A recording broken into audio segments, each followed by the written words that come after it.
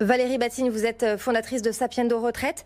Âge pivot, durée de cotisation, là clairement, pour l'instant, Emmanuel Macron n'a pas tranché. Donc effectivement, il n'a pas tranché. Ce qu'il a réaffirmé, c'est l'existence d'un âge légal qui est maintenu à 62 ans et la nécessité de cotiser certainement au-delà de l'âge légal pour avoir le taux plein. Maintenant, comment on obtiendra ce taux plein? Soit par l'atteinte d'un âge pivot, donc aujourd'hui fixé à 64 ans, soit par un système de durée de cotisation comme on connaît aujourd'hui. Il a même dit, si je me souviens bien, que l'un n'excluait pas l'autre. Donc on n'a pas, ce soir, je trouve, de règles claires sur quel sera l'âge qui permettra d'annuler la décote. Valérie Batigne, ça c'est clairement une ligne rouge pour les syndicats.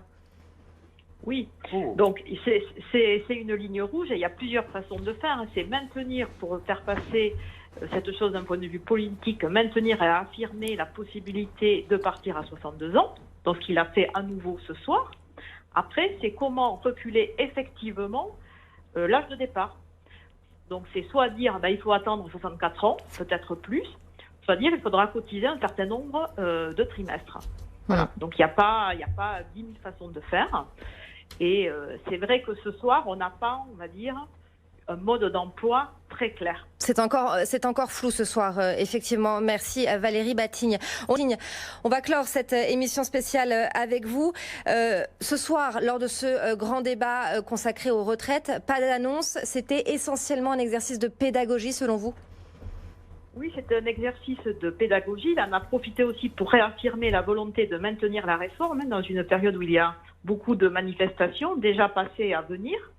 Je note aussi, et c'est important, qu'il nous a promis des nouveautés pour janvier-février 2020, et notamment des nouveaux paramètres financiers qui devraient permettre de faire des simulations et de comparer la situation avant et après. Il a indiqué que les paramètres, dont certains avaient déjà été indiqués dans le rapport de juillet dernier, seraient précisés, voire revus. Voilà, donc il y a du nouveau à venir pour janvier-février 2020. Et bien, on suivra ça avec vous. Merci beaucoup Valérie Batigne. Je rappelle que vous êtes fondatrice de Sapiendo Retraite.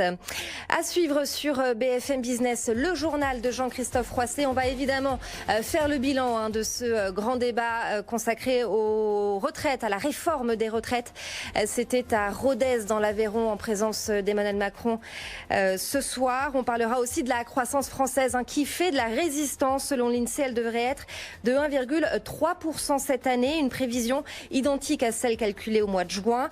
Un chiffre qui montre que la France résiste aux risques internationaux. On va voir comment dans un instant. Restez avec nous, à tout de suite.